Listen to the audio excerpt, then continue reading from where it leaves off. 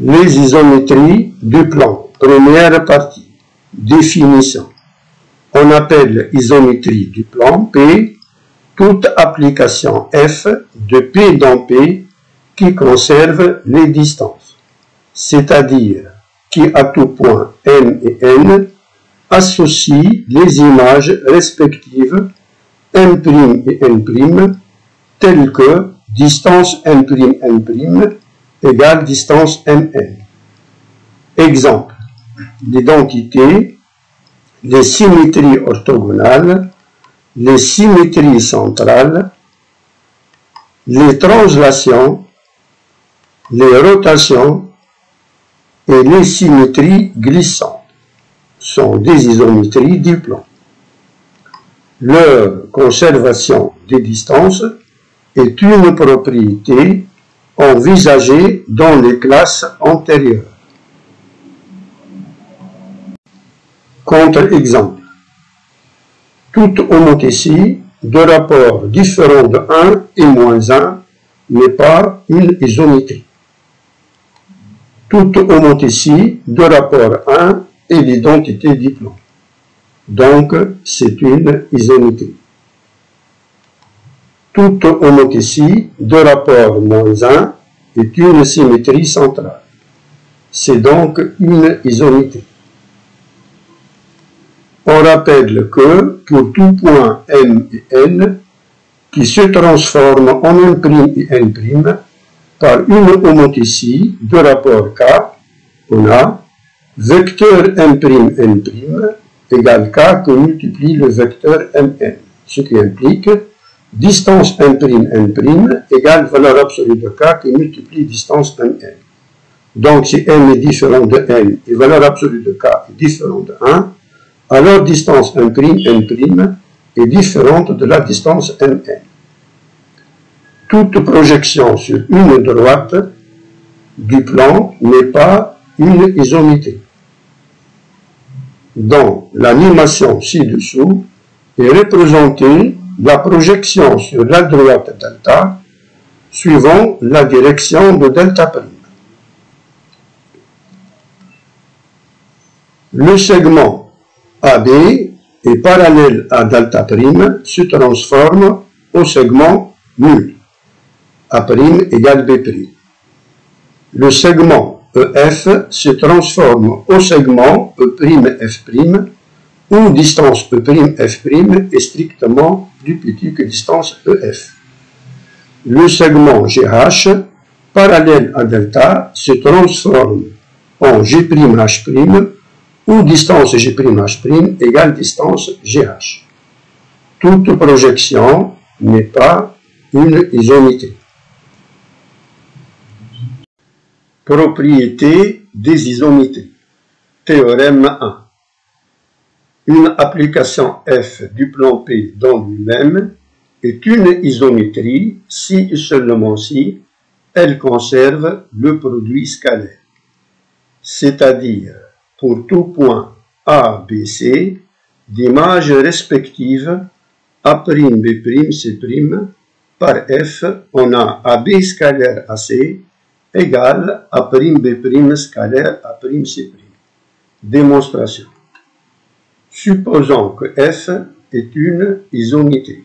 Alors, distance CB égale distance C'B', implique carré de la distance CB égale carré de la distance C'B', implique carré scalaire du vecteur CB égale carré scalaire du vecteur C'B', implique carré scalaire de la différence AB moins AC égale carré scalaire de la différence A'B' moins A'C', implique carré de la distance AB plus carré de la distance AC moins 2AB scalaire AC égale carré de la distance A'B' plus carré de la distance A'C' moins 2 A'B' scalaire A'C', implique AB scalaire AC égale A'B' scalaire A'C'.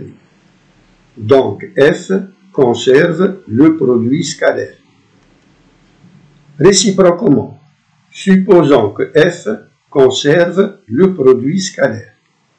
Alors, pour tout point Mn d'images respectives M', par F, on a Mn scalaire Mn égale M'N', scalaire M'N', implique carré scalaire du vecteur Mn égale carré scalaire du vecteur M'N', implique carré de la distance Mn égale carré de la distance M'N', implique distance Mn égale distance M'N'.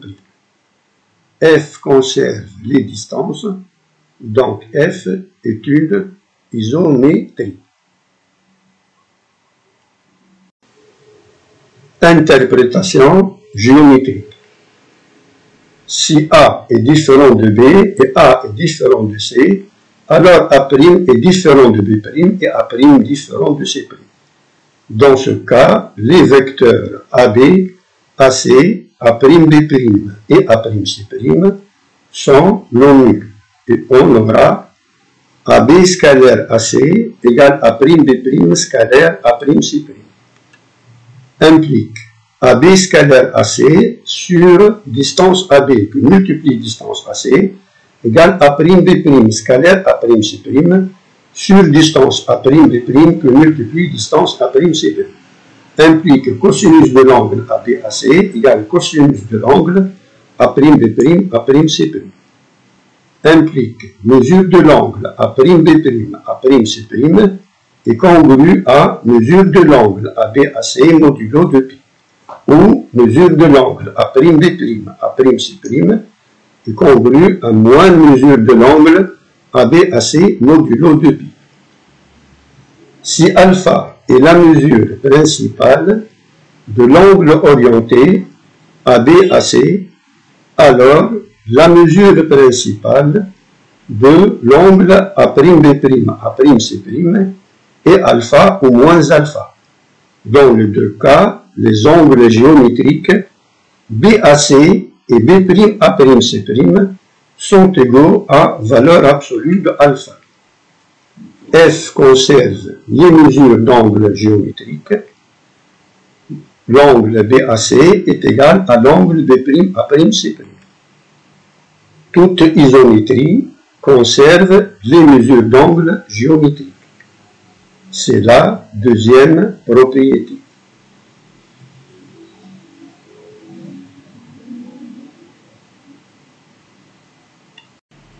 Théorème 2. Toute isométrie du plan transforme tout repère orthonormé en un repère orthonormé et lui conserve les coordonnées cartésiennes. C'est-à-dire, si R égale O, OI, OJ est un repère orthonormé, alors sont transformés R' égale O', O'I', O'J' par une isométrie F est aussi orthonormé que tout point M de coordonnées XY dans R se transforme par F en un prime de coordonnées XY dans R'. Démonstration.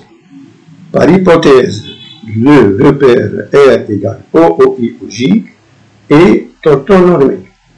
Alors, distance OI égale distance OJ égale 1. Et mesure de l'angle géométrique IOJ égale pi sur 2.